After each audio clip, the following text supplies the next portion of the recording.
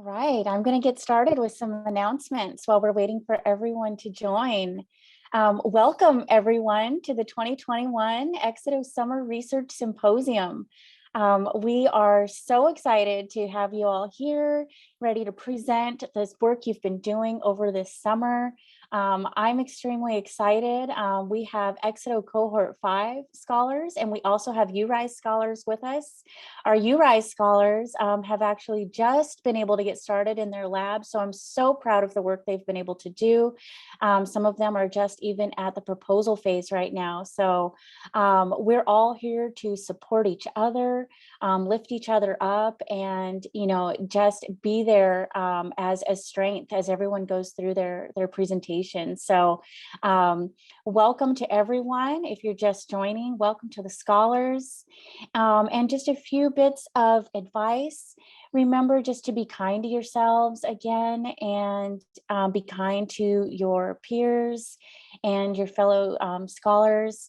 We've all worked so hard over the summer to get to this point. So I know we're all really, really excited to share the research and just to be, getting through this day. It's a really big day for you all. And so we're really excited about that.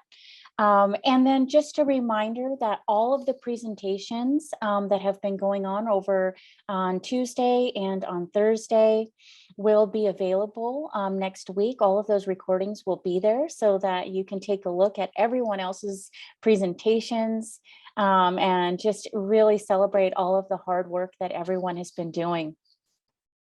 And again, don't worry if you're nervous. I know that everyone is nervous with presentations like this, and that's completely fine. Take a deep breath and just remember to keep going with your presentation. Again, we're all here to support you. I just want to say for the scholars who are presenting, when I do call your name, I will give you a minute or so to get your presentation ready. You can start sharing your screen. And when you're ready, you can let me know and I will give you a thumbs up and you'll be ready to start with your presentation. And we will just wait 1 or 2 more minutes for everyone to join. All right. I think we'll go ahead and start getting ready. So again, you all are going to do great. We're all cheering you all on, and we'll get started. So I want to allow a couple minutes for our first speaker to go ahead and get set up. So our first speaker today is Lindsay Lutner. Lindsay, are you there? Would you like to go ahead and start sharing your screen? I am. Let me get it set up right now and I'll be ready. Yeah, let me know when you're ready. So first, thank you for coming. My name is Lindsay Jimenez, and I work in Dr. Aaron Shortledge's Biology Education Research Group here at Portland State University. The title of my talk is What a Difference a Year Makes, How Isolation Impacted Student Metacognition. So a little background information. Metacognition refers to one's awareness of their own learning and processes. Research suggests that there is a strong correlation between students' metacognition and increased critical thinking ability, comprehension, and self-efficacy, which is one's belief in their own ability to succeed in a task. The original intention of this research was to determine how course interventions impacted students' metacognition. However, the term of study was the onset of COVID-19 and the abrupt switch to remote learning. So this created a unique opportunity to observe the impacts of a highly stressful situation on how students would respond.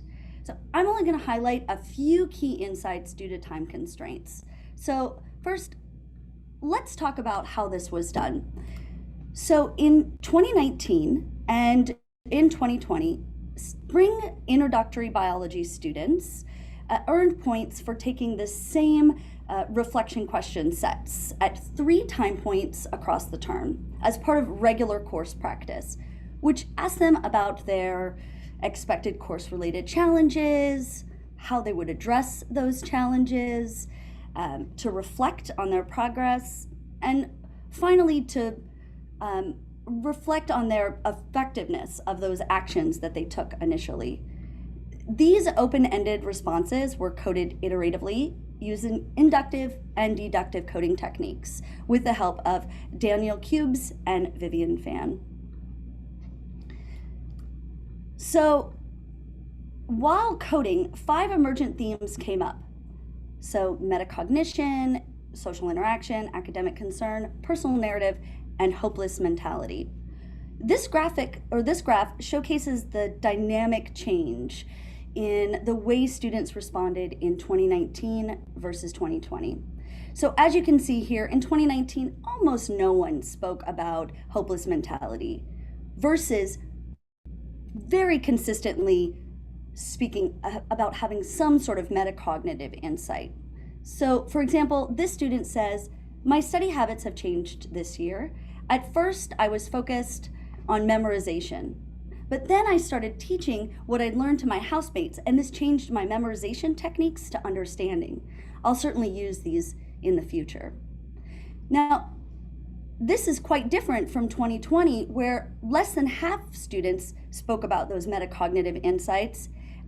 Moreover, students were speaking to this hopeless mentality, seemingly due to things that were going on in their lives. Here's an example of one of those quotes. "It's hard for me to stay engaged in a classwork when there isn't a set environment for me to do so. Not having a routine, being able to see classmates, or have a place to study outside of my home has not helped with that. The success I have in class is really determined 100% by my own motivation. And with so much else going on, it's hard for me to stay, I apologize. With so much else going on, I don't have as much of it as I used to." So while there was a question that specifically asked students about their concerns, this graph actually showcases holistically the way in which students responded to those concerns. So you can see there's a clear difference in 2019 versus 2020. There were these 6 themes that came up in those conversations: despair, social anxiety, personal fears, educational worries, learning environment, and external forces. In year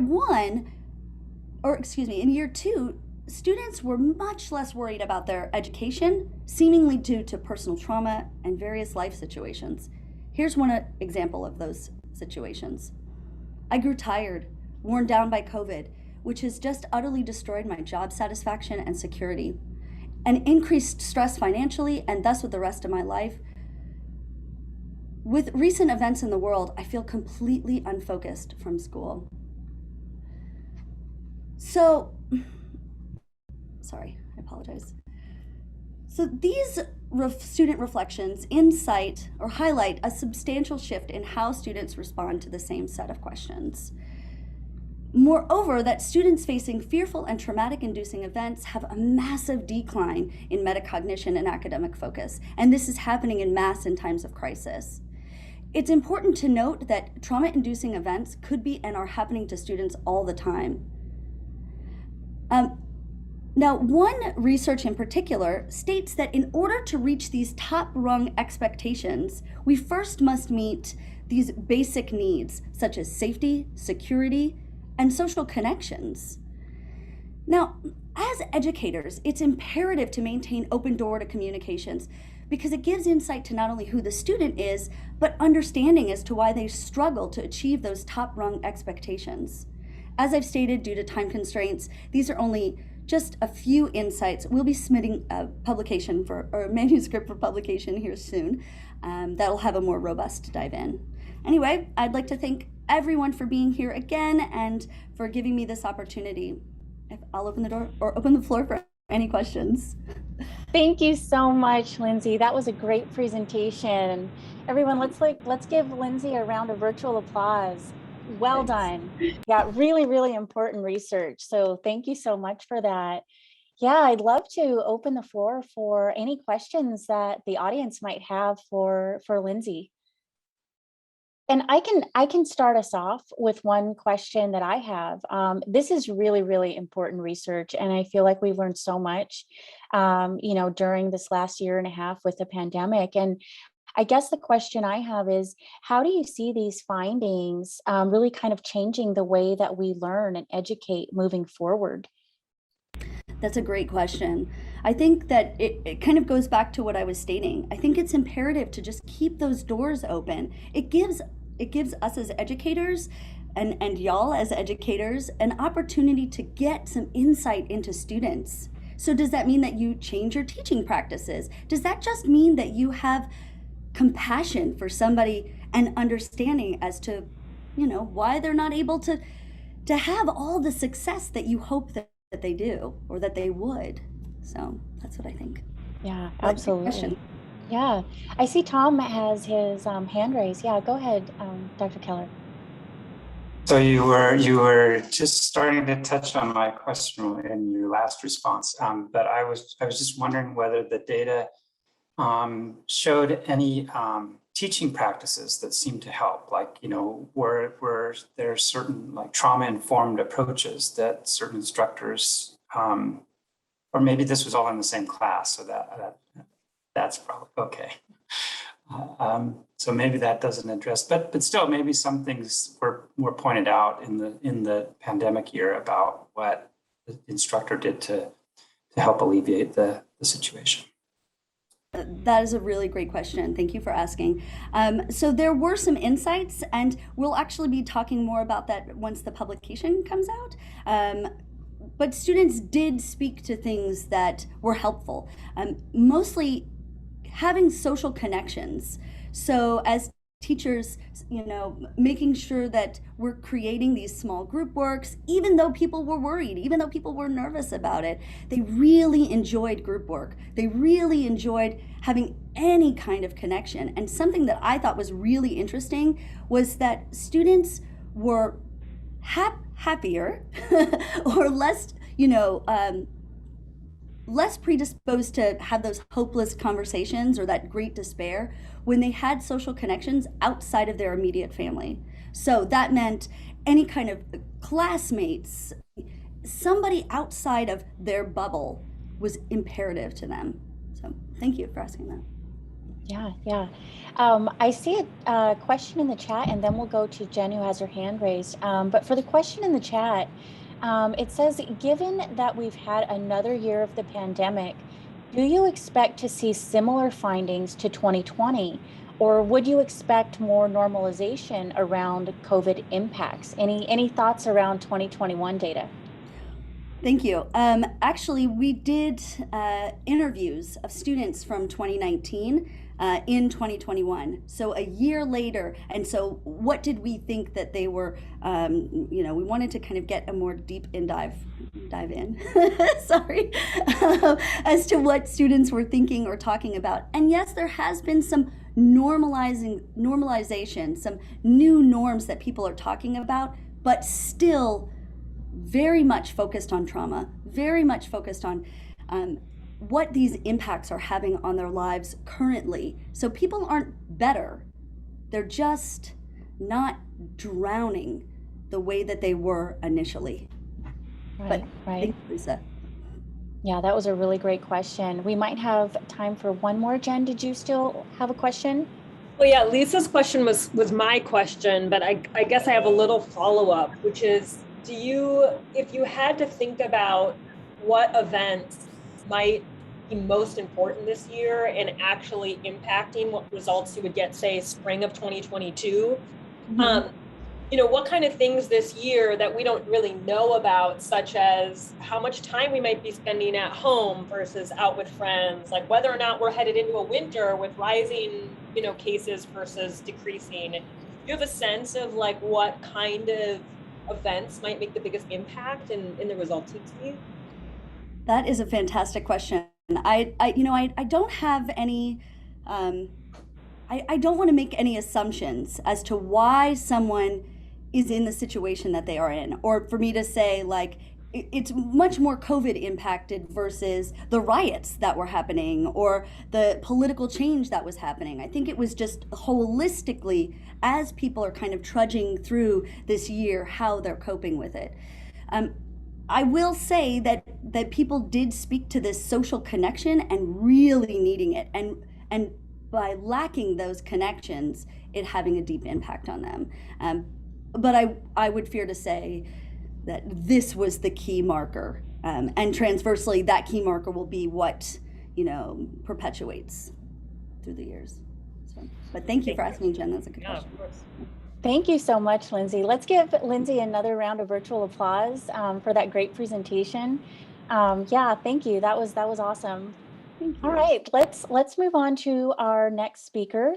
Our next speaker is Anakin Rivera Ramirez. Anakin, if you're here, would you like to go ahead and start sharing your screen and let me know when you're ready to go? Got it. Thank you.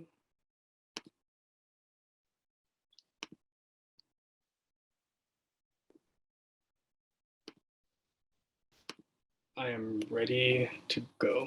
Looks good. All right. So hi, everyone. So my name is Anakin Rivera Ramirez. It's my 4th year here at Portland State University, and I was placed in the lab of Dr. Carlin Adam Wiggins. And my study was on the role of peer interactions and microexclusions among middle school students in inquiry-based science classrooms.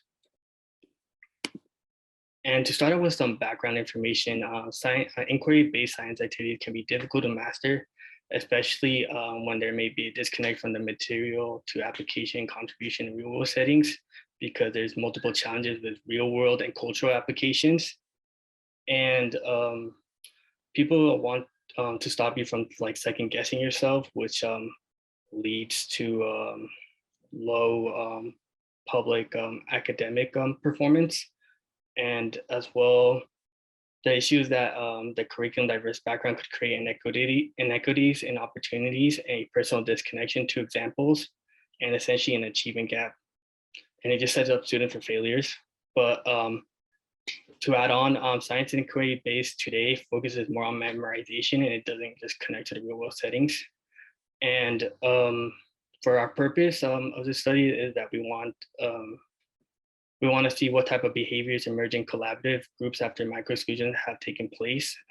This is important because it helps us find different ways to promote a safe and comfortable environment for both students and teacher. And further, this research aims to promote a successful curriculum that allows students to have quality connections to content and discussion with peers and minimal marginality.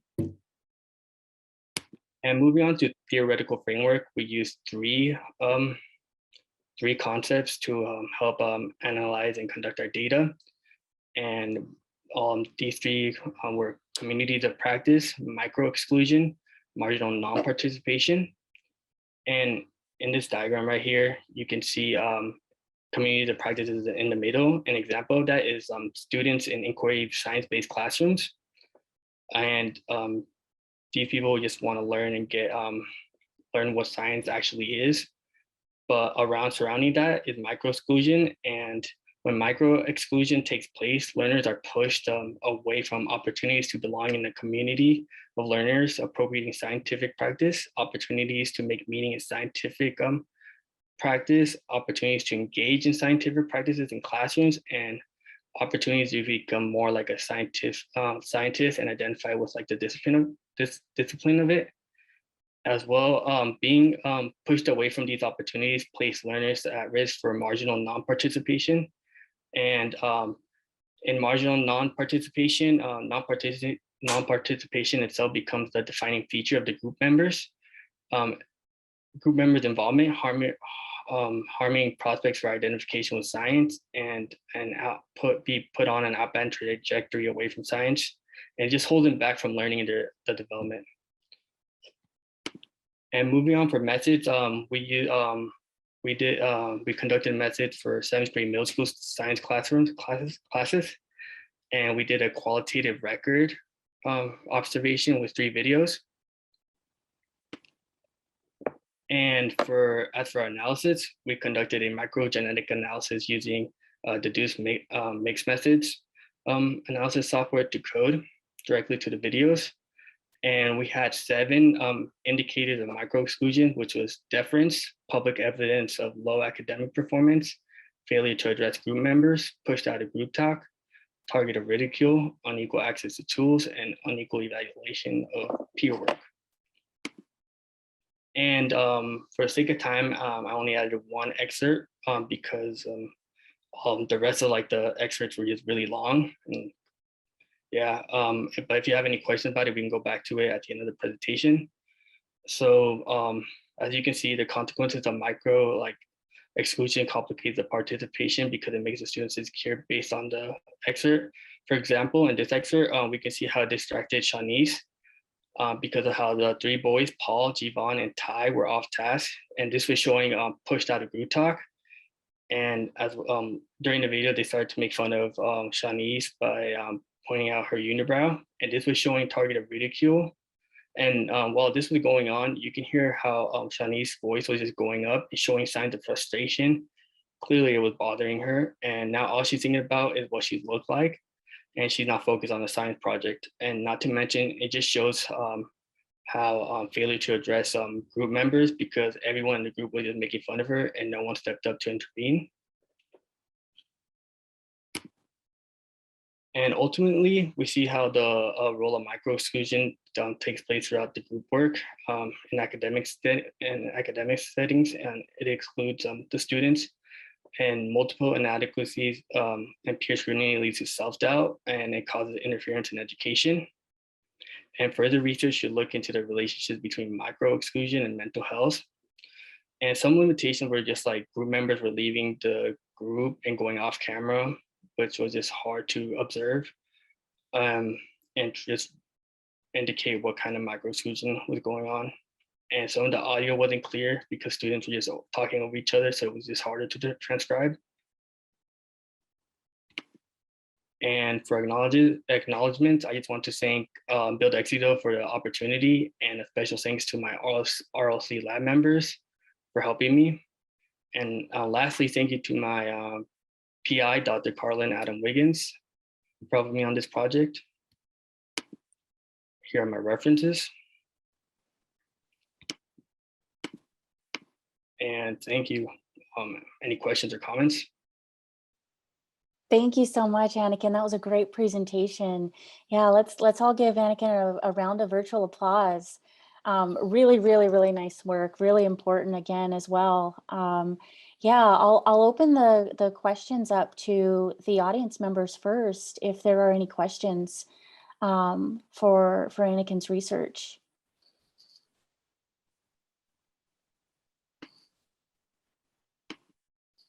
I had a question, and this is probably just because I might be naive in the field, but could you explain just in a little bit more detail about the microgenetic analysis and what that means again? So microgenetic analysis, I mean, we were just looking at, I would say, like just like important like aspects of what's going on in the video of just like microexclusions. And just, yeah, I mean, I have more information on the literature in the literature citation that I can send you. Yeah.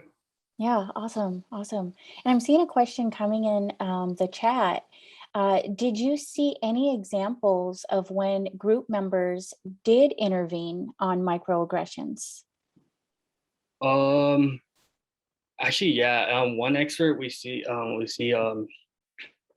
two in a video I seen just like two girls were being ridiculed because of like just how I say just gender inequalities, and one person stepped up. But as well, like other than that, like nothing, not that much of people just intervening. But yeah.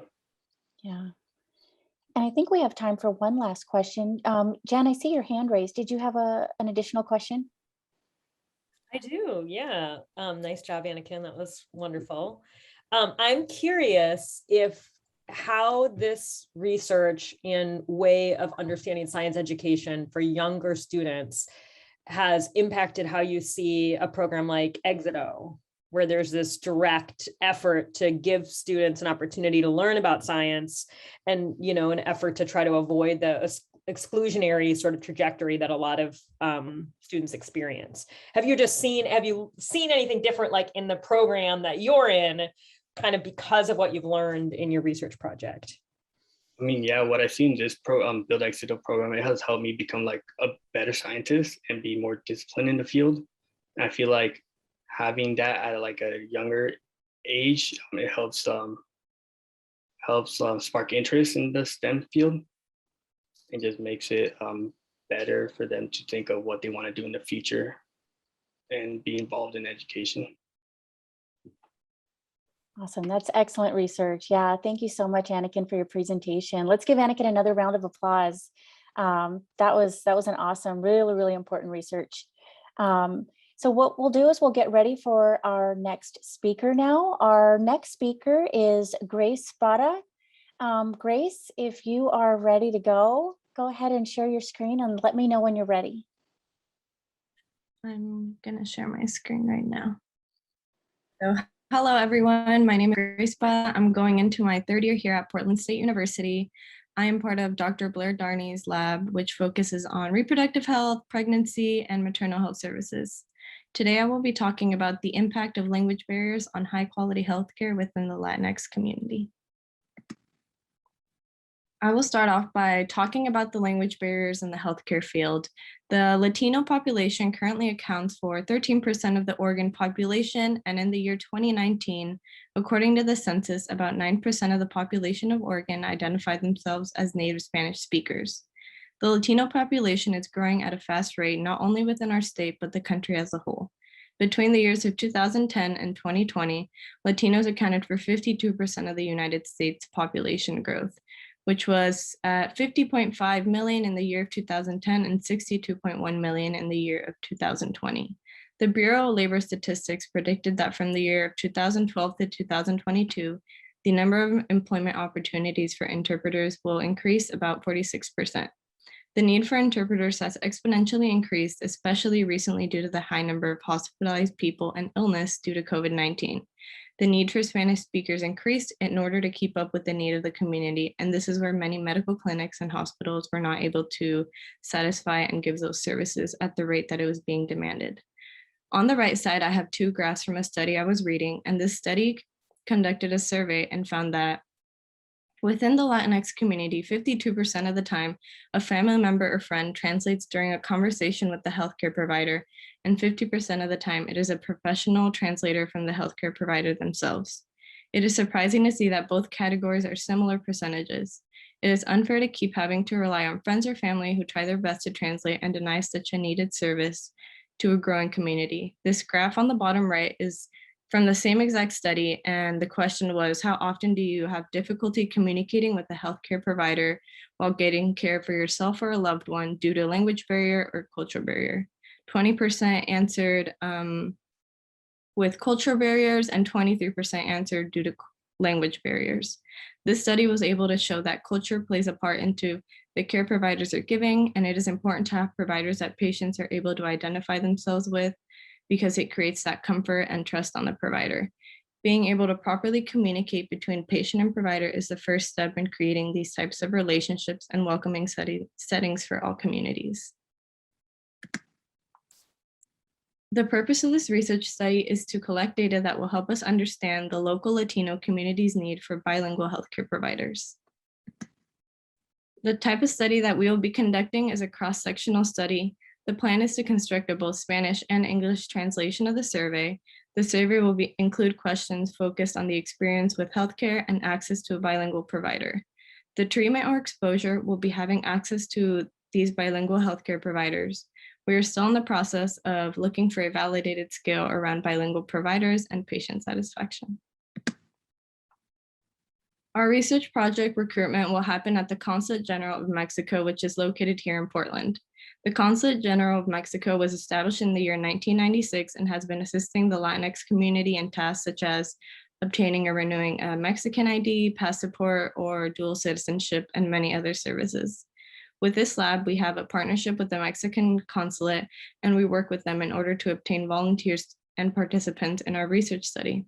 On the right side, I here have a picture of the consulate, which is located in Portland.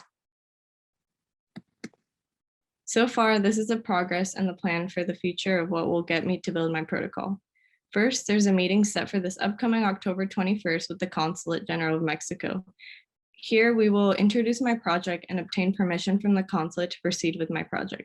My following step is to continue working on my project by reading more literature around language barriers, quality of care, and making myself more familiar with the Consulate of Mexico and be able to develop and synthesize a table and construct a survey draft around early December. And my third step will begin drafting my protocol sometime around January in the year of 2022. So how is this research study going to help understand the Latinx community? A study I wanted to talk about that did an amazing job at highlighting the importance of this topic is a study that looked at the association between limited English proficiency and healthcare access and utilization. On the right, I have an image of one of their tables. This study actually found that those individuals who had limited English proficiency are less likely to understand medication labels and instructions, adverse medication reactions and situations. The hypothesis is that by having providers that are bilingual, this will have the potential to decrease disparities in healthcare utilization and outcomes. The main goal of this study is to help understand whether having a bilingual provider will improve the quality of care within the Oregon Latinx community. I want to take this time to give a big thank you to Build Éxito, URISE, for providing me with this amazing opportunity, as well as my research mentor, Dr. Blair Darney, and the rest of my team members, Jimenez-Lopez and Sara Diaz, who have also shared their time, knowledge, and expertise with me. Thank you so much. Thank you so much, Grace. That was a great presentation. Let's give Grace a round of applause. Yeah, again, really, really important research. This is something I'm also really interested in around health inequities and how do we bring better representation into the healthcare setting. So really awesome. Yeah, I'd like to open up the questions to the audience first, if there are questions for Grace around her research. I had a question. I don't know if y'all could hear me. Yeah, go ahead. For Grace, I was curious as to how you felt this topic pertained to like your own experience with your own family, or if that is like a too personal question. I guess how do you find when like people in your own community ask about your research and what you're doing? What is it that you tend to share with them? I imagine, because I know for me, like this research is nice because like, you know, it relates to my community in general. So I feel like, I guess my interest is what's your take on that? Yes, of course. Thank you for the question, Genesis. Personally, I feel like I've always been interested in this topic. I was the oldest in my family, and I was always having to go with my parents to appointments, not just for my parents, but for my younger siblings as well. And I was always there kind of as a translator. And sometimes I would find myself in these situations where I didn't know how to translate from Spanish to English and then tell my mom exactly what they were saying, or I wasn't able to go vice versa from my mom to the provider. And it was just, I felt like that was my job, and I didn't believe that that was fair. And I knew that a lot of people struggled with this because outside family members and friends would ask for translation help, not only for like appointments, but also any paperwork that they had to do or any other outside help where a translation to the paperwork or appointments weren't available.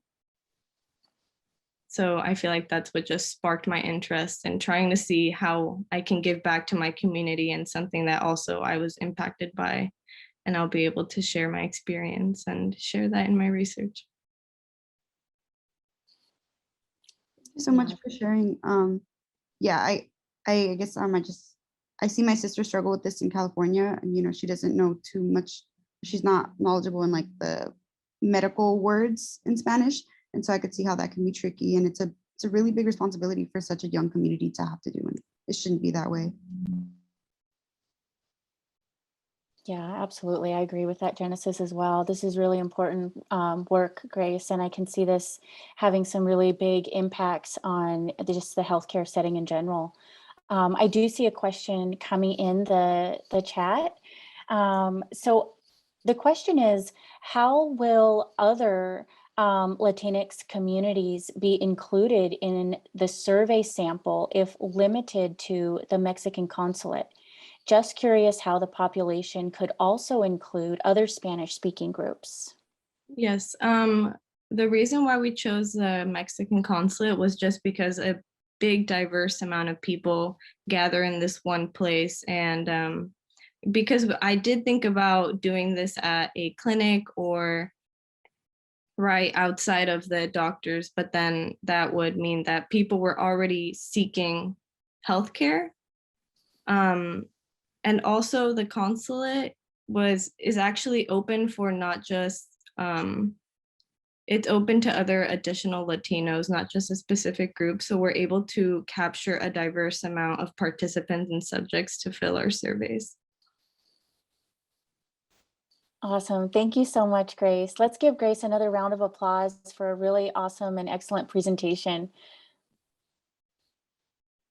Thank you so much. All right, we'll get ready for our next speaker. Our next speaker is Alondra Sotelo Laureano. Alondra, if you're there and you're ready, go ahead and start sharing your screen. Okay. Hello, everyone. Thank you for coming and allowing me the opportunity to share my presentation. My name is Alondra, and I'm a Build Éxito scholar studying mechanical engineering. I'm in Dr. Alyssa Starry's lab, and today I'll be comparing air quality on green roofs and ground sites across the Portland State University campus. So an overview is that green roofs are essentially a layer of vegetation planted over their own water system and are believed to provide air quality benefits. There's just not a lot of evidence about particulate matter. A previous study showed that a green roof measured had a lower particulate matter concentration than the nearby ground site. However, more replication of this work in different climates should be done. The potential application of the study could also be applied to rooftop farming.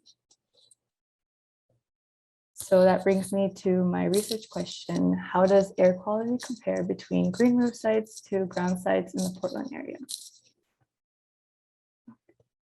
So my methods, 3 green roof locations and adjacent ground sites were chosen. A map on the right shows Science Research and Teaching Center, Kramer Hall, and Carl Miller Center. For air quality measurements, a portable air quality monitor was used and 5 readings were taken at each site once a week for 4 weeks total. The instrument was able to measure the particle concentration in the surrounding local area at the time being used.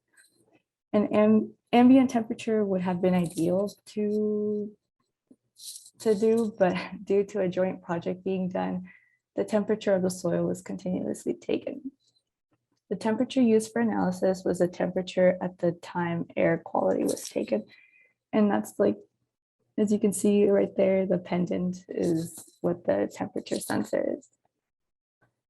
So moving on, here we have small particle concentration comparison between green roofs in green and ground sites in blue across the 4 weeks. And in general, you can see that there is very little difference between the two. I'd also like to mention that the stats are in process of being figured out. So next, we have the large particle concentration between green roofs and ground sites, and there is a larger difference between the two, with green roofs in green in general having lower particle concentration. The next graph is comparing the temperature at the time air quality was being taken between green roofs in green again and ground sites in blue again. From this, you can see that in general, green roofs are warmer than ground sites. This could also be due to missing temperature sensor at the end of data collection for ground sites due to vandalism. So in conclusion, we saw that the small particles measured were not as significant between green roofs and ground sites, but large particles did see differences, with green roofs having lower particle concentrations. This could have been due to like the monitor not measuring the smaller particles as accurately as it did for the large particles. So further research will be done at a green roof and ground site on campus with a stationary monitor that will gather continuous data and we'll hopefully include more variables like wind speed, direction, because this could also affect air quality. So citations and acknowledgements. I'd like to thank Bill Exito, Dr. Alyssa Starry for the support, and Tyler Robin for helping me out through this journey. Everyone has been so kind and so supportive, and it's good. Any questions? Thank you, Alondra. Let's give Alondra a round of applause. That was a great presentation. Really great presentation. Yeah, this is a really interesting area of research as well, and really important kind of moving into the future, looking at green roofs. I'll open it up to the audience first, if there are any questions for Alondra from the audience. I had one question. I can kind of start us off. I know you mentioned the particulate matter that you were measuring and also temperature. I was wondering if as a control, you had any sort of controlled environment where there was a continuous temperature or air quality that you were able to compare to kind of the outside external environment. That would have been great, to be honest, now that I'm thinking about it. I just think that we didn't have access to that kind of stuff yet. So I'm hoping in the future, like I am able to include more of that like control aspect to the experiment. But I think the control in this case would be the ground sites, which is typical where a lot of people spend time. Yeah, that makes a lot of sense. Awesome, great. Are there any other questions from the audience about this research? Oh, I'm seeing one. Any issues with mold or dampness below the green roofs, and how do they hold up over time, say 10, 20, 50 years? Ooh, okay, I like the hold up part of the question, because a lot of green roof research is still new, and a lot of the literature is missing green roof experiments like over time. So I like that this was brought up, because that is definitely interesting. I just don't have the answer. And as for mold or dampness, I'm not sure, just because we weren't able to like go that deep into like the sites. It was more like just go visit and then take the measurements and then go. So I'm not sure about mold or dampness, but that is a good aspect to keep in mind for later. Yeah, thank you. Awesome, thank you so much. Yeah, let's give Alondra another round of applause. That was really, really wonderful research, really, really important. All right. Thank you. Let's get ready for our next speaker. Our next speaker is Genesis Ocegueda Enciso. Genesis, if you're ready, go ahead and start sharing your screen and let me know when you're ready to go. Okay. Hello, everyone. I'm Genesis Ocegueda Enciso. I am a fourth-year social work major at Portland State. I am a part of the Child Language Learning Center lab at Portland State, and I've thankfully been able to work alongside Dr. Carolyn Kwam. Today, I will be speaking on the developmental shift in English learning children's interpretation of pitch contours in word learning. So to start off, a little introduction and background into this line of work is that we really need to understand what intonation languages are and what that really means. So intonation languages, like English, are languages where pitch forms a central part of intonation, meaning that if there's a rising or a falling pitch on a particular word, this may cause a different interpretation of the sentence in which this is happening. And it's also really important to note that in intonation languages, they use pitch of the voice to show the speaker's attitudes, whether there's irony, there is anger, there's shock in the sentence. And in this example right here, it kind of puts into perspective how these intonation languages work. So on the left, we have the example where it says, your name is John. So right there, we have that falling intonation, which lets us know that this is actually a statement, compared to the example that we have on the right where it says, your name is John. So that rising intonation right there indicates to us that this is a question rather than a statement. So we're able to know what someone is saying to us based on the pitch of the voice that the speaker is speaking to us with. However, the developmental picture of this learning is unclear because in prior studies, they've used a lot of different methods and a lot of different stimuli. So we haven't really been able to kind of grasp this developmental image of how this learning is being done, how adults and children are learning this. So, which leads us to our objective, which is we really want to understand this developmental time course of this learning. And we really want to figure out the learning process for interpreting phonetic variation at different levels of structure, and to really gather a greater understanding of how this proof unfolds for children learning other languages or children who are bilinguals.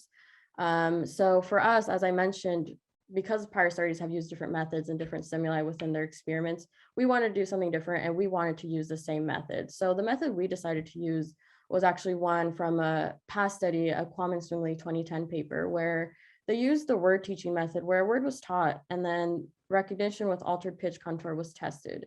And in this study, they tested adults and 30-month-olds.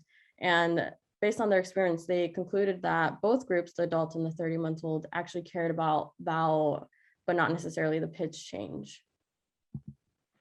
So for our experiment, all the participants and their family came into the lab for testing. And again, this was pre-COVID. And the children tested were English monolingual learners. And in experiment 1, we tested 3 to 5-year-olds with a population size of 35. And again, we used the word teaching method from the Korman 2010 paper where we taught a novel word. And in this case, our novel word was Debo. And we tested interpretations of mispronunciation of both the word's pitch and the word's vowel. And then in experiment 2, we tested 24-month-olds with a population size of 37. And again, we used the same word teaching method as in experiment 1 and the Korman 2010 paper. And right here in the animation phase, the participants heard the word Debo, spoken with the same intonation contour. And right here in this example, we're seeing the rise fall intonation contour. And then in ostensive labeling, the Debo was labeled directly. And then in the testing trials, the Debo and the distractor objects were presented side by side. And the participants heard the correct original word.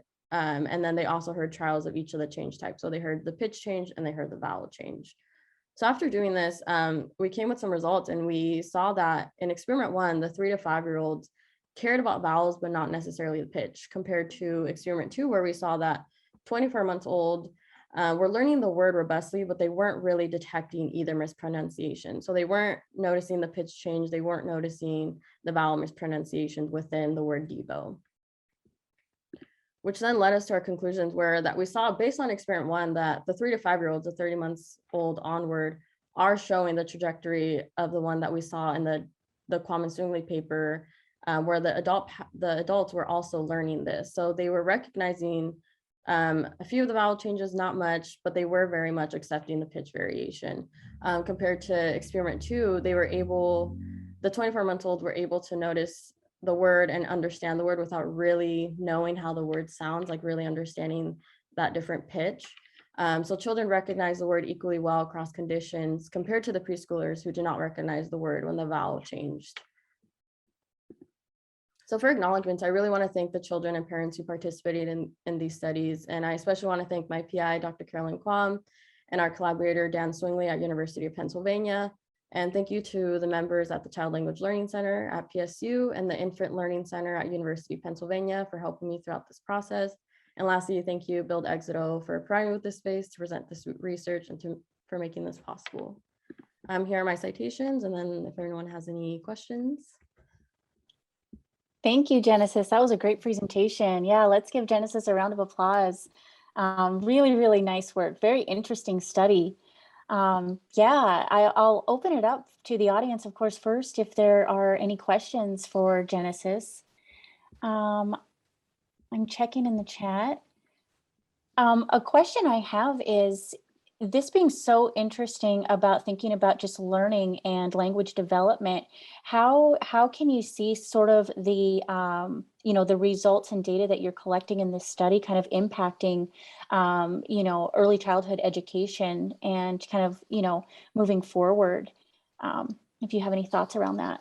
Yeah, I think for me specifically, I am someone who's bilingual and Spanish was my first language. So for me, it actually puts into perspective of like, how was it that I was able to learn Spanish and then also switch to the learning process of learning this intonation language of English. So yeah, it is really interesting to see. And right now we're actually, my PI is working on a grant because right now in our lab, we've only kind of studied Mandarin and English, studies like that. So right now we're kind of working to see if we can possibly incorporate Spanish, which is something I'm really excited for, because again, that is my first language. So yeah. Yeah, great. No, thank you for that. I'm seeing another question coming into the chat. Are there any cultural differences in use of pitch between English speaking groups that you know of? I do believe there are. I personally don't have the best answer right now, but that's definitely something I can send over to my PI and see what we can come up with. And I can definitely email you, Jen, with a more direct answer. I was just curious, just because yeah, no. the example you gave at the beginning was so interesting, and it got me thinking, I just wonder if there's different ways people even might use that example depending on sort of their background, their sort of, cultural experience and family and things like that. So just curiosity. Yeah. Oh, my PI actually responded. Oh, yeah. There are definitely prosodic differences like stress shift in Southern English. And I'm not going to be able to pronounce that correctly. I was just trying to show guitar. So yes. familiar with guitar is kind of unusual in English with its stress pattern because it doesn't have that initial stress that we tend to have in English words. But some dialects have sort of over-regularized that and made more of the words like have that initial stress. So words like guitar usually would have non-initial stress, but they've shifted, like that dialect has shifted the stress onto that initial syllable. Guitar, like that. Yeah, that's really, really interesting. And just kind of thinking about, especially when you even get to an older age and are thinking of trying to learn a new language, how would you go about that? And how do these different nuances kind of play a role in that? So really interesting work. Thank you so much, Genesis. Let's give Genesis another round of applause for a great presentation. All right. So let's get ready for our next speaker. Our next speaker today is Joy Jimenez-Lopez. Joy, if you're there and you'd like to start sharing your screen, you can let me know whenever you're ready to go. Go ahead when you're ready. Okay. Hello, everyone. My name is Joy Jimenez. I'm a URI scholar working with Dr. Kristen Magowitz-Segedi in the SCAN lab at OHSU. And I think my camera is lagging. That's fine. I'm eager to share with you all about our current research project called the Penguin Study. Hence, the title of this presentation is The Penguin Study, the predicted effects of opioid use on parenting behaviors and attachment tendencies. But what is the Penguin Study? In essence, the studies focus on examining the cognitive, behavioral, and emotional processes of women during the prenatal and postpartum stages to determine whether opioid misuse or opioid use disorders affect these processes. Additionally, the study seeks to understand how these cognitive and emotional changes affect parent-infant relationships and interactions. But why the Penguin Study? The emergence of this study can be attributed in part to three major factors. Firstly, the opioid epidemic. Considering that the opioid epidemic is rapidly affecting women of childbearing and childrearing ages, there is an urgency to find optimal ways to support these women, especially since the postpartum stage is a critical period for the emergence of maternal sensitivity, responsiveness, and infant-maternal attachments, which is our second factor, maternal connection. And despite the importance of this stage, the cognitive and affective processes amongst this population are still poorly understood. This leads us to our last factor, which is family outcome. Excessive misuse of opioids can impair judgment, decision-making, and responsiveness, which can affect overall functioning and undermine parental abilities and behaviors, resulting in poor child welfare. Thus, these factors contribute to the study's overall goal, which is to increase scientific understanding of public awareness of the effects of maternal opioid use on parenting behaviors. And it also helps us to better support this population and to create intervention methods that are tailored to the specific population. And now we'll be looking at the study design. First, we'll be talking about the participants. We will recruit and enroll 120 pregnant women ages 21 through 40, and half of the participants will be diagnosed with an opioid use disorder and will also be in treatment for that opioid use disorder, while the other half will have no history of opioid use disorders. And based on the recruitment sites, which primarily include a clinic at OHSU and Project Nurture, we'll be able to enroll participants of similar demographics, including socioeconomic status and location/type of prenatal care services. And we will also be collecting data from these participants at the third trimester, 6 weeks postpartum, 6 month and 12-month postpartum. And I have included a chart of the assessments that we will collect and the time when they will be collected. And in this longitudinal study design, numerous clinical measures will be studied, but to assess and evaluate parental behavior and infant maternal attachments, we will conduct 2 specific tasks. The first one is the still face experiment, and the second one is a strange situations task. And we will, of course, also do self-reporting parental measures and things of the sort. And here I have included a more in-depth explanation of how and what these experiments entail. Okay, now we're going to move on to hypotheses and expected results. Given the cognitive and behavioral impairments associated with opioid use disorders, we believe that mothers who have a history of opioid use disorder will exhibit more maladaptive or unresponsive behaviors than mothers with no history of opioid use disorder. Hence, we hypothesize that infants with an opioid-dependent mother are more likely to experience insecure attachments compared to our control group, in this case, mothers without a history of substance use disorder. Hence, this bar chart displays the predicted results when we observe for parental behavior, such as engagement and responsiveness and attachment styles, which include secure and insecure attachments. And here's a chart depicting those results, expected results. But in sum, the purpose of the Penguin study is to examine the psychological effects and outcomes of opioid use on pregnant and postpartum women. It is also worth mentioning that the Penguin study falls under the larger efforts of the Parenting Among Women Who Are Opioid Users PWO Center, whose mission is to provide critical information to facilitate and encourage intervention efforts for women with OUD, opioid use disorder, who are also parenting. Hence, in addition to establishing the detrimental effects of opioid use disorder and the importance of family welfare, the Penguin study is expected to have an important impact on the design of future attachment-based interventions that focus on the opioid epidemic that is largely affecting parenting women. And lastly, I want to thank you, Rise, for giving me the opportunity to work in this amazing RLC. And I also want to thank Dr. Kristen Makowitz-Segedi for her time, knowledge, and expertise. Thank you. Thank you so much, Joy. That was a great presentation. Let's give Joy a round of applause. Yeah, thank you so much for your work in this area. I'd love to open it up, of course, again to the audience first. If there are questions from the audience for Joy.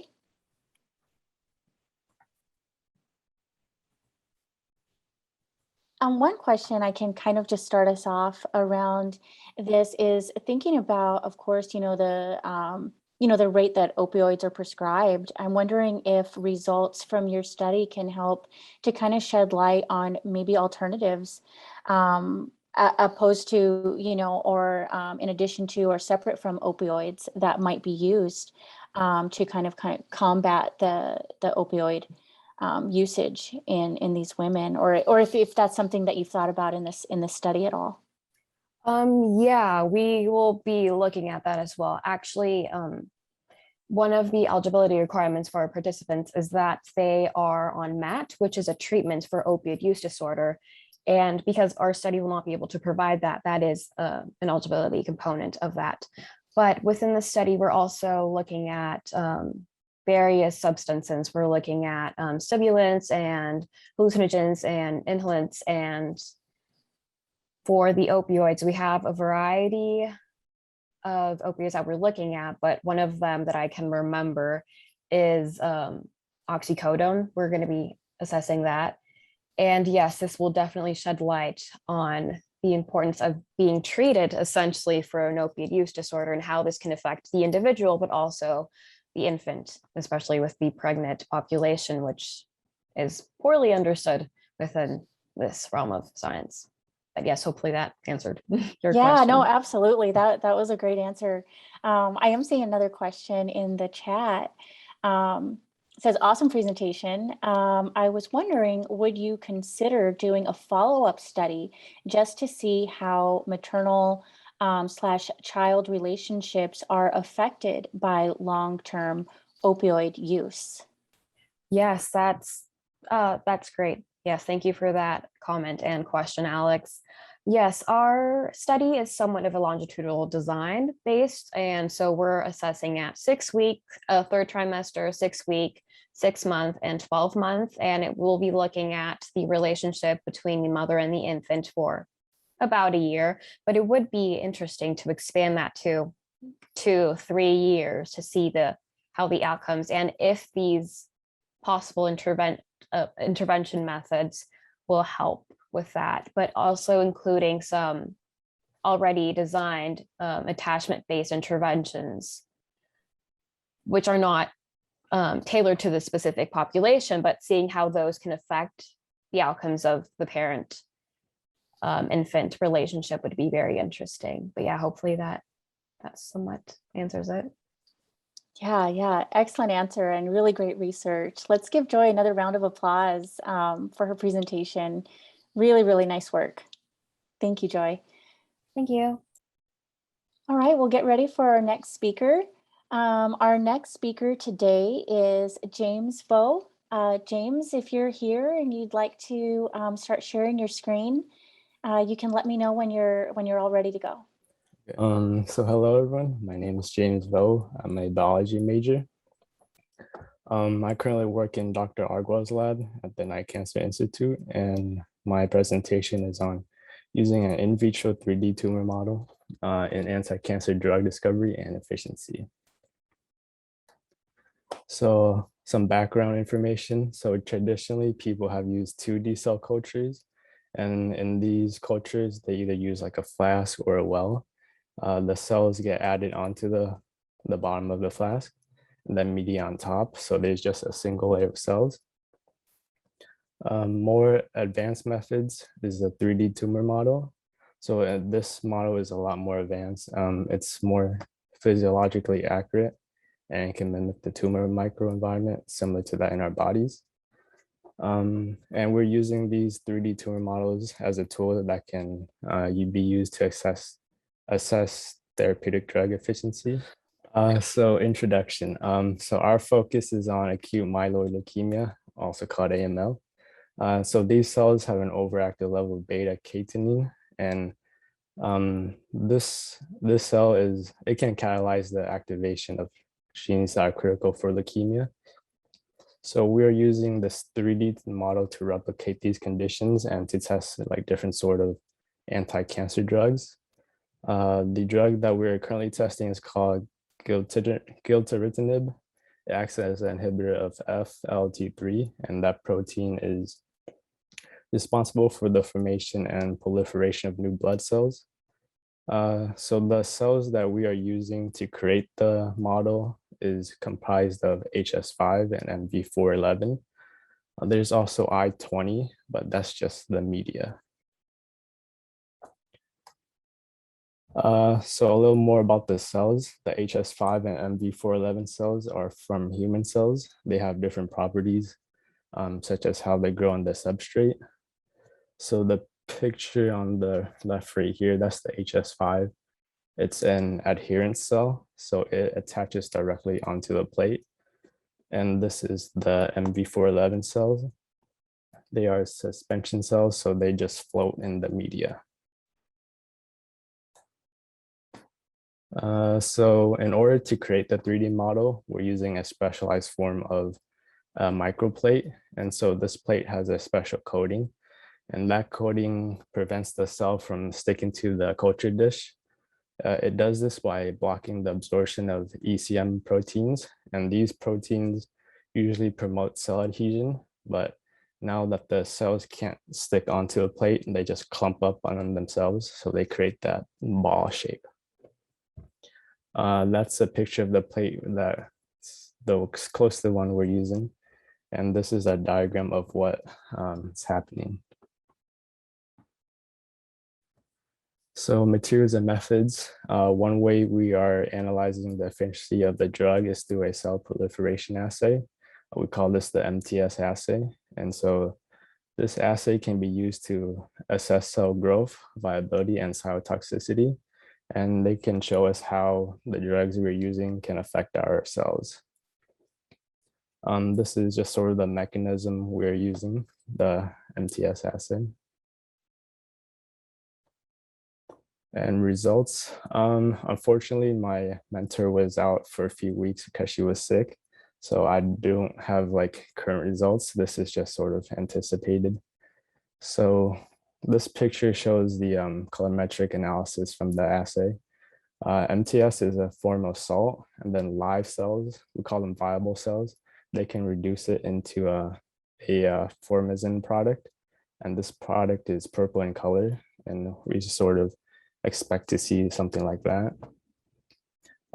This is, on the bottom is a graph. We would like to see something has high cell density and viability. So we know that the drug isn't affecting our cells, just the cancer. It's currently being run right now. We should have the first results tomorrow, so on Friday, and it will take 6 days to complete.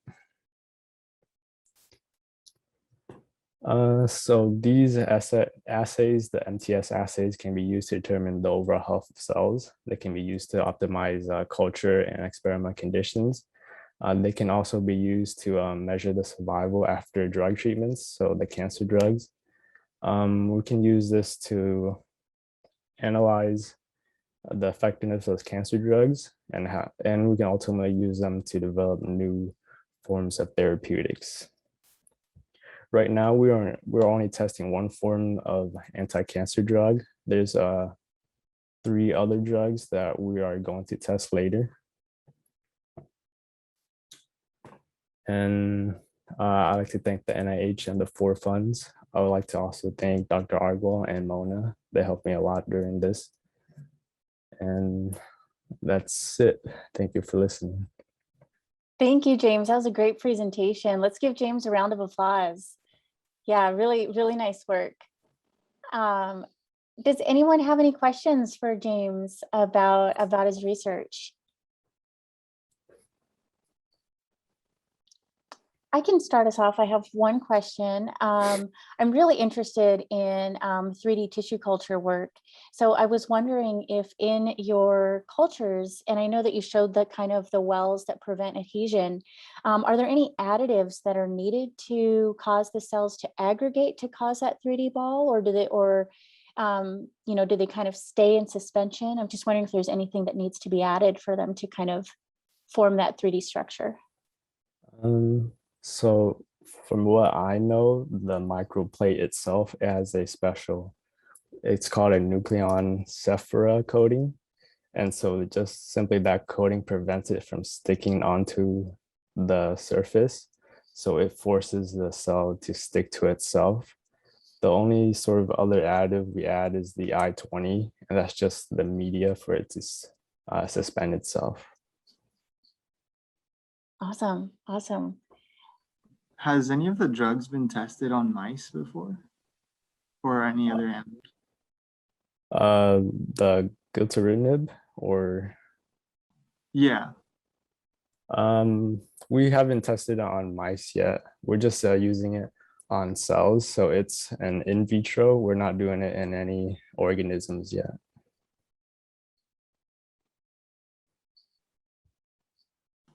Cool, thank you.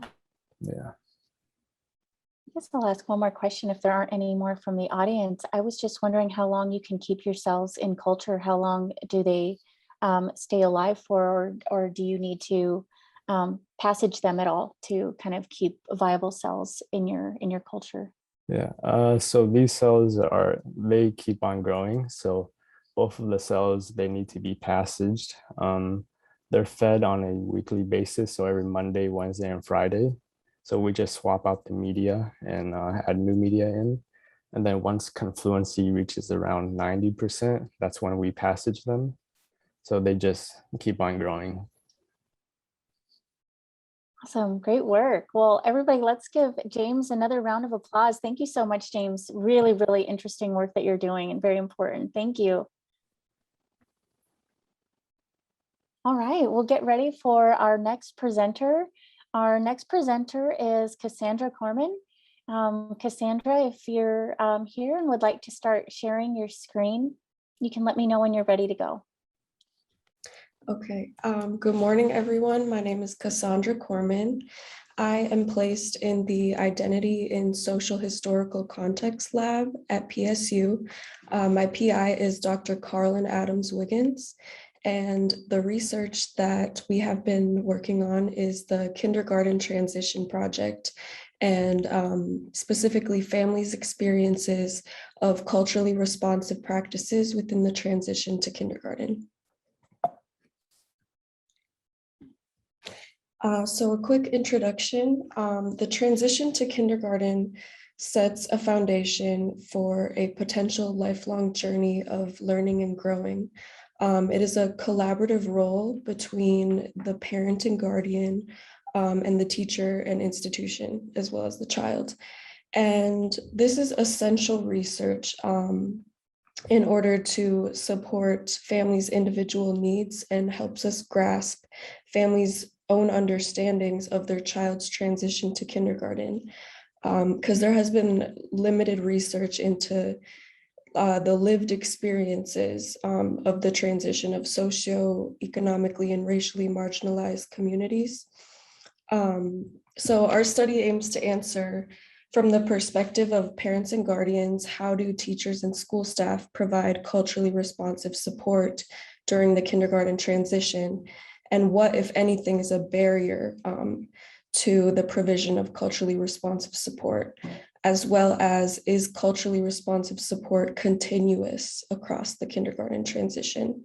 And the theoretical framework that we used for this is funds of knowledge, which refers to systems and customs within a family system, cultural practices transmitted inside and across households which inform development.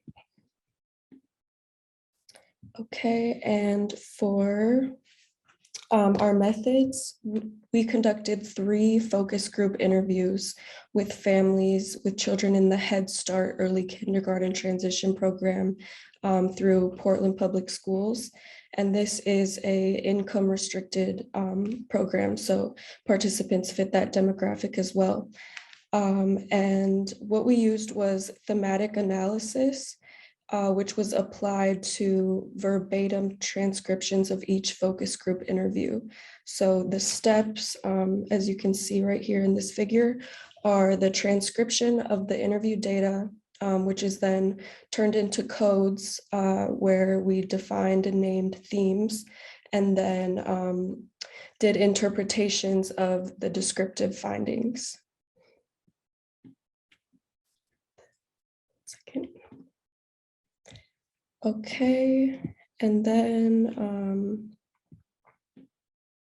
okay, so yep, the results. In the interest of time, I will share all the themes, but probably not read each quote verbatim. But so some themes were that Head Start staff were very culturally responsive solution seekers. Just a quick bit of this quote. The social worker showed me that there are different schools that will be more involved in their cultural background. She gave me a whole list and underlined the ones that I should look into. They are interested in giving you the education and help. Another theme was support for home language as a very important factor for parental involvement. This quote centers in on the importance of translators at the teacher-parent conference, that having translators can help parents feel very welcomed. And this person shared that when their parent would go, they would not even attend conferences because there was no translator. So a very important theme. And then another theme was parental involvement as a prerequisite for presence of celebration of diversity. And this quote was very interesting to me. It says, "Let me tell you in Spanish, I think they respect a lot of cultures here because, well, we the parents get involved, because if we don't get involved, I think they don't care. There's no interest. So I think we have to see our own interest in order to be celebrated." And finally, another theme was the discontinuity from Head Start to kindergarten and a sort of perceived loss of culturally responsive support. Yeah, as the transition happens, the group gets bigger in kindergarten, and there's less personalized support. And then some conclusions of our results. So across all interviews, families discussed and majorly agreed that Head Start programs overall supported and respected their home culture and language, and language barriers being diminished help bring more mutual understanding between parents and teachers. While as for kindergarten, there was a sense of disconnect between the school and family and an expectation of the parent as the one to encourage cultural funds of knowledge in their child's classroom. A few limitations: there was no access to translators available for some participants whose primary language was Arabic or Vietnamese. And again, this was a small sample size within one school district. And then I would just like to acknowledge my incredible genius PI, Dr. Carlin Adams-Wiggins, for the chance to participate in the research. Special thanks to all my lab mates and everyone involved in this research project, specifically Genesis Arambula, conducted, translated, and transcribed the focus group interviews. And I'm very grateful to everyone in Build Exito for their mentorship and support. And my references are listed here. And then any questions? Awesome. Thank you so much, Cassandra. That was a really great presentation. Yeah, really, really nice work. Yeah, I'll open it up to the audience if the audience has any questions for Cassandra on her research.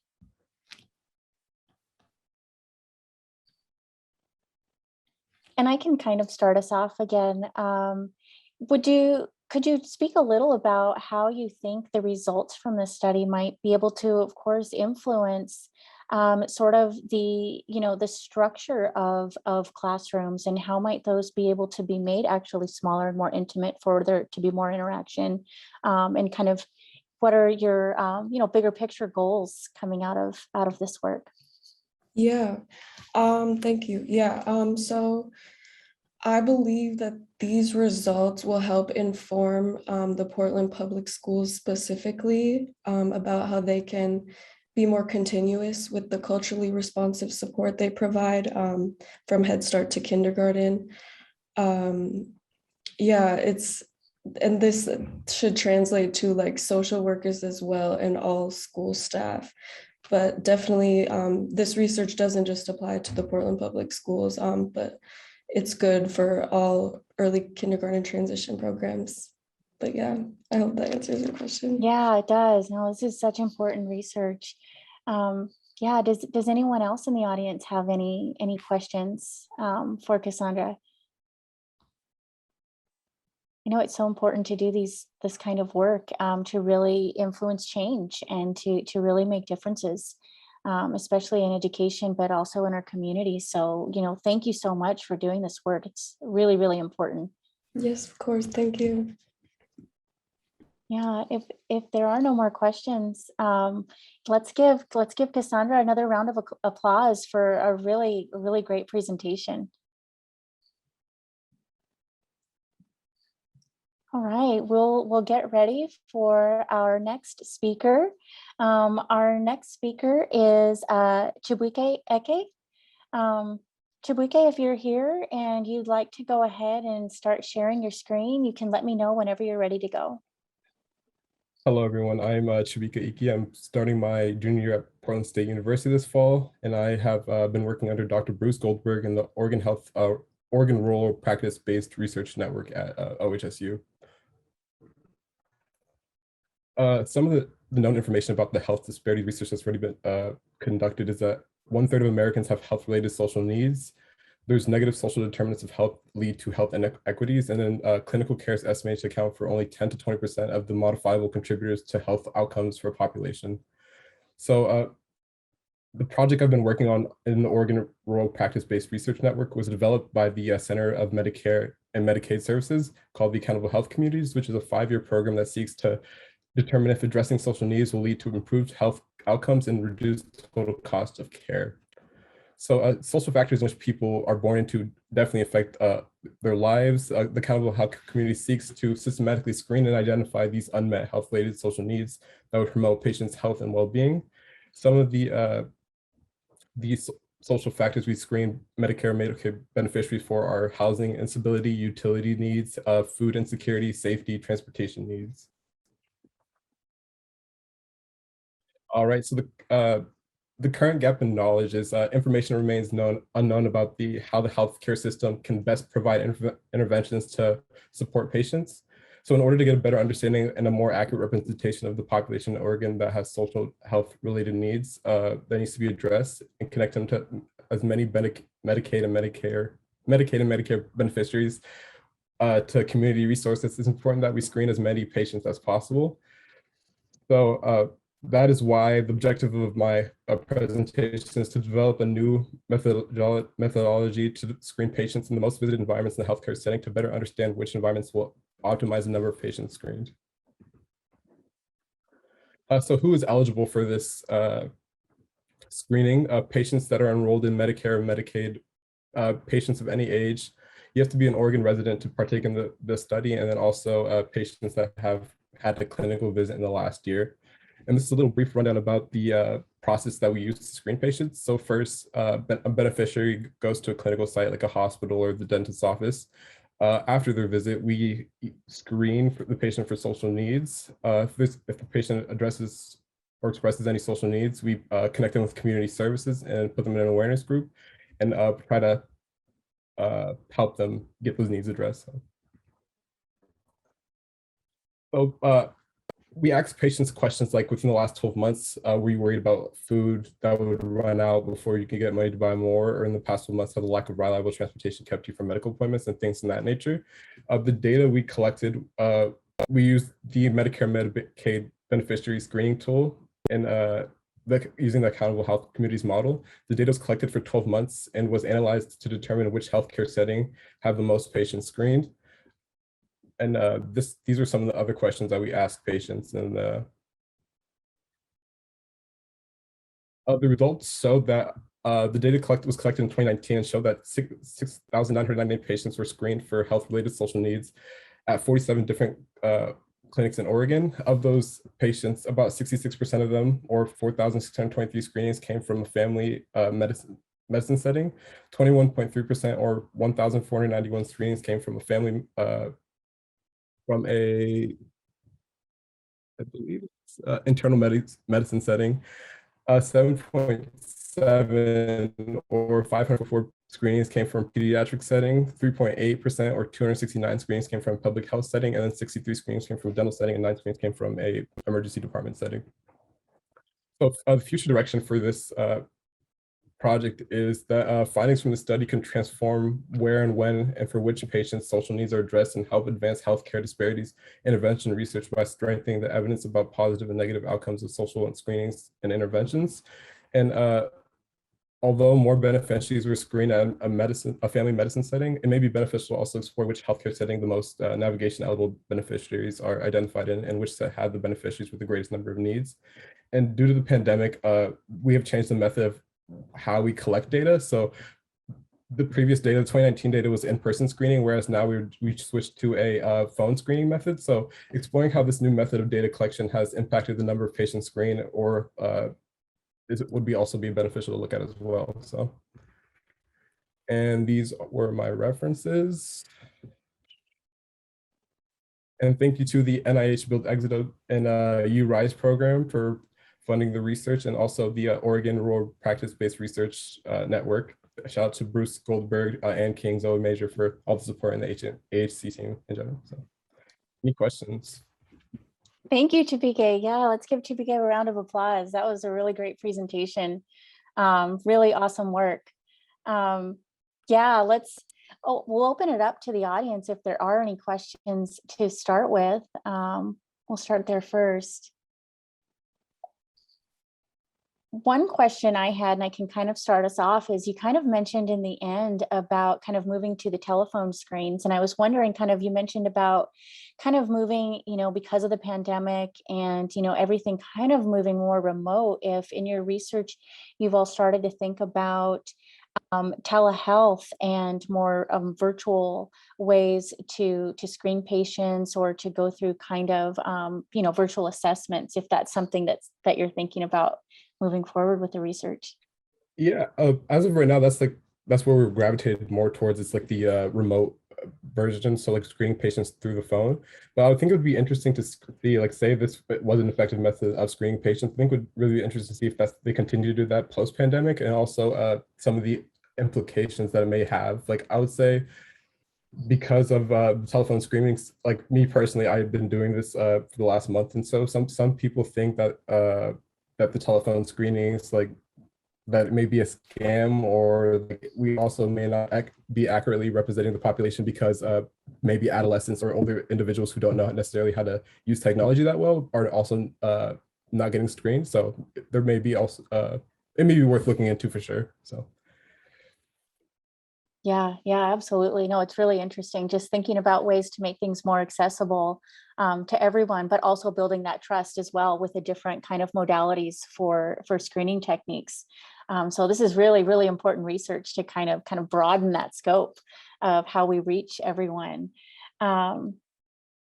I'm looking in the chat, love the telemedicine considerations, lots of access considerations.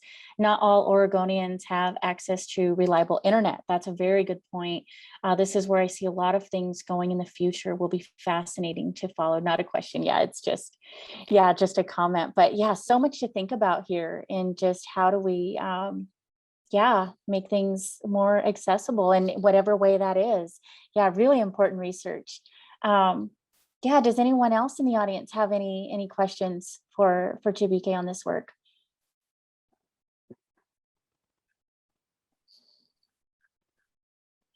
Well, if there are no more questions, I just want to say thank you, Chibuike. This is really, really great and important research. You did a really great job on the presentation. So let's give Chibuike another round of applause for the presentation. Thank you so much. And we will move on to our next speaker. Our next speaker for today is Olynn Ara. Olynn, if you're here and you would like to start sharing your screen, you can let me know whenever you're ready to go. Okay, Mabuhay, greetings and talofa everyone. I am a member of Dr. Alvarez's lab. The title of my presentation is Wait. Before I pronounce this Filipino phrase to my Filipino community, please don't get offended. I am still trying to learn more about your language and how to pronounce the words. So, okay, it's Ang Batunom Upinhi, the planting of seed, exploring the health implications of food sovereignty movements in the Philippines. This will be a very short and sweet presentation, so sit back, relax, and I hope you enjoy.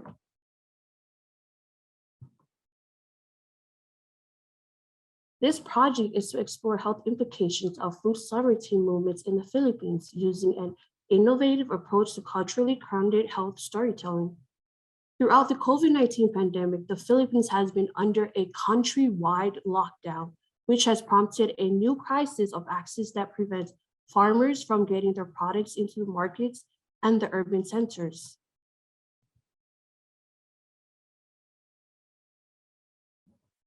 Through focus groups and interviews with cultural practitioners and community stakeholders involved in food sovereignty movements, this project will document the approaches to food sovereignty movements in the Philippines, the connections to health that participants perceive, and the potential strategies for sustainable implementation of ongoing work.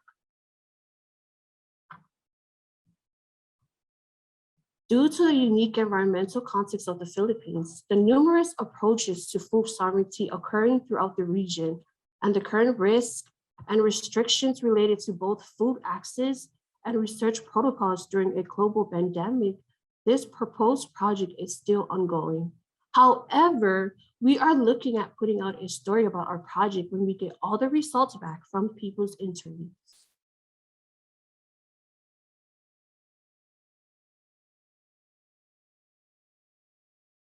Global food sovereignty movements have been defined by their resistance to capitalist and colonial control of food production and land access, with an emphasis on reconnection to traditional and indigenous ways of knowing and holistic understandings of the connections between food and health. The findings will contribute to indigenous health research related to cultural and historical trauma, as well as to frameworks for culturally responsive community-based research. Specifically, a model of storytelling that explicitly centers food sovereignty and health would be an important innovation. Okay, before I conclude my presentation, I was told by my PI to talk about my experience within her lab and how this project connects to my identity. I am from American Samoa, and in American Samoa, every event we do, food is a big thing because it's part of our culture. Despite people getting diabetes and all sorts of sickness, from what we consume, food is still life to my people. For instance, when someone is talking about how food relates to health, like eating well helps to reduce risk of physical health problems like heart diseases and diabetes. It also helps you with your sleeping patterns, energy levels, and your general health. You may have noticed that your mood often affects the type of food you choose, as well as how much you eat. Most Samoans be like, that's what they always say. If it's my time to leave this earth, then it's my time to go. I swear Samoan people are the most stubborn people in this world when it comes to food. But however, I am so grateful to be a part of this lab because it makes me feel like I'm home, and I'm pretty much grateful to be in Dr. Alvarez's lab. So yeah. Special thanks to Dr. Alvarez, the Enciso funding sources, our research team, and the Community Advisory Board. I don't know if Miguel Santos is in here, but he's in Core 6, but ever since Miguel came into our research team, it's been a great help to all of us. So, invitations. Thank you so much for the opportunity to present my research today. I'd be happy to answer any questions you have. Thank you so much, Olynn. That was a great presentation. I really loved that. And thank you so much for sharing, about your own personal experiences and your own personal story, and just, beautiful, beautiful graphics and pictures. I think it kind of took us into kind of, your home and where you're coming from. So really great. I loved this. I'd love to open this up to the audience if anyone has questions for Olynn about the presentation. I got a question. Being from a multicultural base myself and being indigenous from the Caribbean that doesn't exist anymore, well, wiped out like many of our indigenous groups. Have the Philippines, government implemented any kind of traditional, like bring back the traditional food source, or have you searched into any of that? Because, I know they're really proud of their food, and if they can really like bring all the different ethnic groups, indigenous of the Philippines, I think that would be a big help. Sorry, what's your question? My question is, if the government in the Philippines have help with, reinstate, or bring back the traditional foods of the indigenous people in the Philippines. Oh, for that, they're still working on that. That's why this is part of our research. We're trying to, for the traditional foods and everything in the Philippines, we're trying to work out with the native Philippines to bring back all the seeds and everything to the culture, because that's part of their health. Like, it helps them with their mental health and everything. So yeah, we're still working on that. It's part of our research. Great. Does anyone else have any other questions for Olynn about this research? Olynn, I'd love to know kind of what are you excited about in the next steps of the research? I know you're just getting started in the lab, but what are the next steps that you're going to be working on?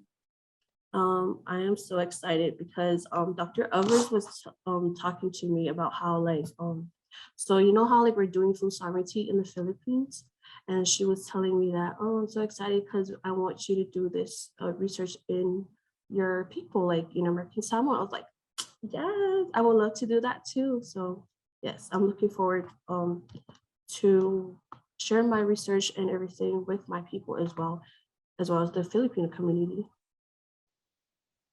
Awesome. Awesome. Wonderful job today. Yeah, really great presentation. Let's give Olynn another round of virtual applause for a really, really wonderful presentation. Thank you so much. Thank you so much. All right, we will move on to our final speaker for today. Our final speaker is Ismael Bastida. And Ismael, if you are here and you'd like to get ready to share your screen, Olynn will have you stop sharing, and Ismael will go ahead and share. All right, good morning, everyone. My name is Ismael Bastida de Jesus. I am a URI scholar working with Doctors Leah Ernst and Marissa Kellogg at the OHSU Comprehensive Epilepsy Center. I am very excited to share with you our current innovative study of deep brain stimulation as a treatment method for non-surgical focal epilepsy. What is focal epilepsy and deep brain stimulation? So epilepsy can start at any age, but usually starts either in childhood or in people over 60.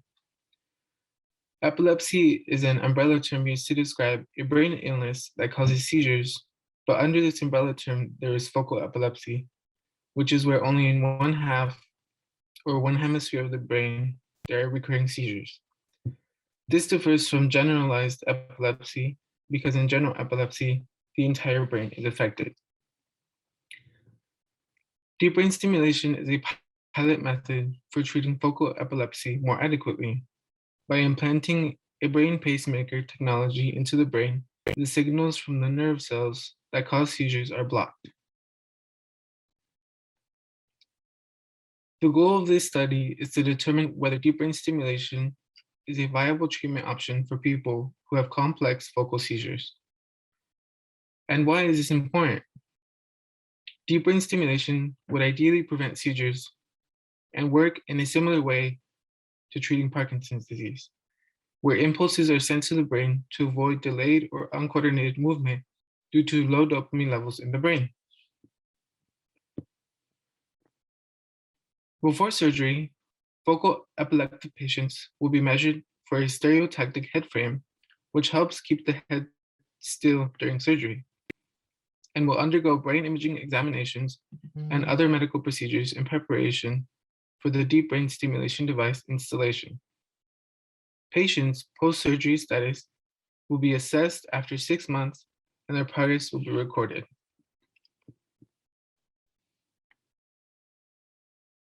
Multiple medical tests and brain imaging are required for focal epileptic patients to ensure that deep brain stimulation is an appropriate treatment option.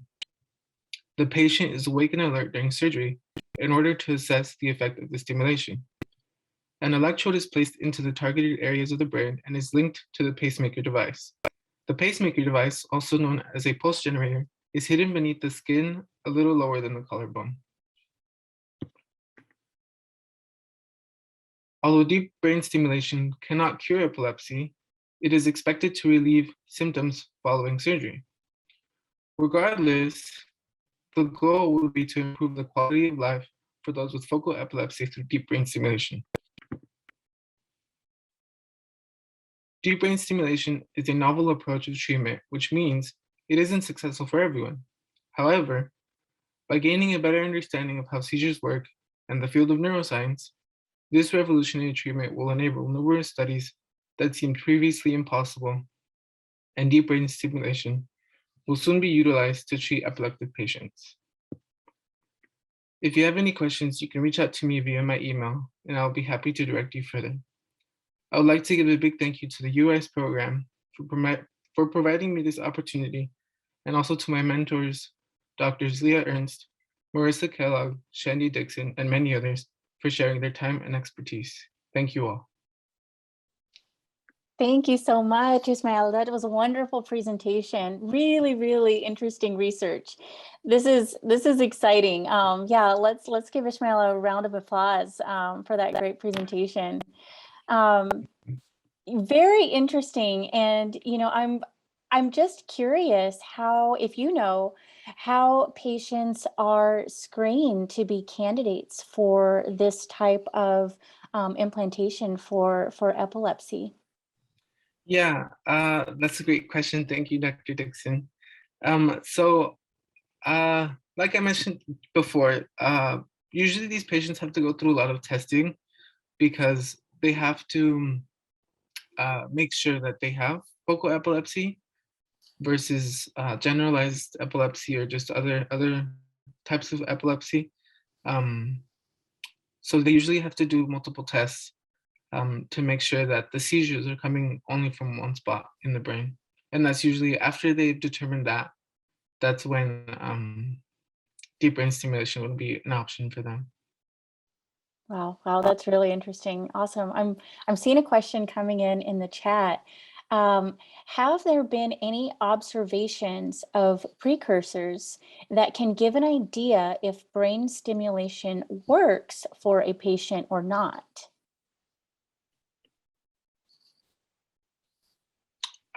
That's a good question. If there are any precursors, I actually wouldn't know the answer to that question, but I can definitely bring it up with my PI and they'll know. Thank you. Yeah, that is a very great question. Yeah, and it does sound like this is a really new area of research. And I guess another question I have, if there aren't any others at the moment, I guess in terms of kind of testing out these devices, so are these already being used in patients currently right now, or have they been, primarily tested like in animal models, or kind of what stage is it at? Yeah, so the deep brain stimulation therapy, you could call it, it's been used in the past for patients with Parkinson's disease. In patients with Parkinson's disease, it helps them with the involuntary movement that's usually correlated to Parkinson's disease, one of like the big symptoms, you can say. And the deep brain stimulation device helps with patients in Parkinson's disease because it stops the involuntary movement that they experience. I know that's the way deep brain stimulation has been used in the past and how it's being used currently. And I know the research that my lab is doing is trying to find a way that it can help patients with focal epilepsy, because just like in Parkinson's disease, where the reason why there's that involuntary movement is because of the low dopamine levels in the brain. So because of the insufficient dopamine in the brain, that's what causes the involuntary movement. So to reduce the involuntary movement, they use deep brain stimulation to kind of control that, you could say, the spasm. Oh, that's really, really interesting. I'm seeing a couple more questions coming into the chat. I think we have time for just a couple more. The first question is, how has this research influenced what you want to do in your future? That's a great question. Thank you, Dr. Maria. I am interested in the field of neuroscience. I want to be a neurosurgeon. So this is definitely involved. I never thought I would be looking into epilepsy or researching epilepsy. But I'm grateful for this opportunity because it's related to my field of interest. And one last question is, it says, I'm just curious if the focal areas are different between patients or if they're located in the same areas, and what are those areas? That's a good question. Thank you. So what I've seen so far is that patients with focal epilepsy usually have it on the left hemisphere. And then in the research I've done, epilepsy, as I mentioned at the beginning of the presentation, epilepsy either starts early on in life or with people over 60 years old. And then another thing is that focal epilepsy can develop to become generalized epilepsy, which makes it the reason why there has to be so much tests done to make sure it is focal epilepsy. Because if it is focal epilepsy, then the deep brain stimulation can be used. And if it's generalized epilepsy, then there's other methods to treat generalized epilepsy without having to have this device on you the whole time. That would be the only way to differentiate, really. Wow, great research. Really, really interesting. Thank you so much. Let's give Ismael a round of applause again and thank him for this really great presentation. All right. Well, that concludes our last session of the 2021 Summer Research Symposium. So I just want to thank all of the speakers, all of the scholars for all of the great work that you've done. You've worked so hard over this summer and getting all of your presentations together. And thank you to all the mentors, all of the RLC mentors that have come here to support today. Thank you to all of you for showing up and just providing the opportunity for the scholars. We're also proud of everyone. And also all of these presentations and the posters will be up next week on our Google site. So you can go back and check out everyone's work. But again, really, really nice job to everyone. We are all just so excited to work with you all and see all the amazing things that you do moving forward in your labs. So yeah, thank you everyone for joining us today. And congratulations on finishing out the summer and finishing out your presentations. So yeah, this is really, really nice work. We're really proud of everyone.